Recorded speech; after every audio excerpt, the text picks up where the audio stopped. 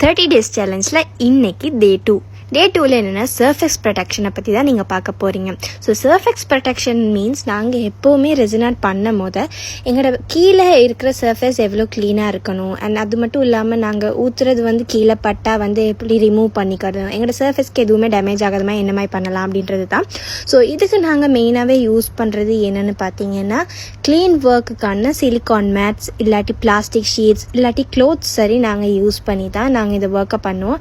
ஏன்னு பார்த்தீங்கன்னா இந்த மாதிரி நாங்கள் ஒர்க் அவுட் பண்ணுற நேரம் ரெசின் நிறையவே ட்ரிப் ஆகும் அண்ட் நிறையவே கொட்டும். ஸோ கொட்டுற நேரங்களில் நாங்கள் இந்த மாதிரி சர்ஃபேஸுக்கு பாலித்தீன் ஷீட்ஸ் இல்லாட்டி இங்கே பாருங்கள் எக்ஸ்பெரிமெண்ட்ஸ் பண்ணுறதுக்கான ஷீட்ஸ்கள் யூஸ் பண்ணி அண்ட் கொட்டாமல் நாங்கள் யூஸ் பண்ணக்கூடிய மாதிரி பொலித்தீன்ஸ் இல்லாட்டி சிலிகான் மேட்ஸ் அந்த மாதிரி பாவிச்சு செஞ்ச மாதிரி இருந்தால் எங்களுக்கு ஓகேவாக இருக்கும்.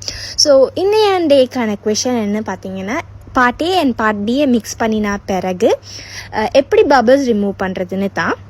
இதுக்கான ஆன்சர் தெரிஞ்சவங்க கமெண்ட் செக்ஷனில் கமெண்ட் பண்ணுங்கள். அது மட்டும் இல்லாமல் இந்த சேலஞ்சில் 30 டேஸும் பார்ட்டிசிபேட் பண்ணி நீங்கள் சர்ப்ரைஸான கிஃப்ட் கூட எடுத்துக்கொள்ளலாம். ஸோ மிஸ் பண்ணிடாமல் இந்த 30 டேஸுமே இது பண்ணி பாருங்கள். உங்களோட ஃபேமிலி மெம்பர்ஸ்க்கு இந்த வீடியோ ஷேர் பண்ணுங்கள்.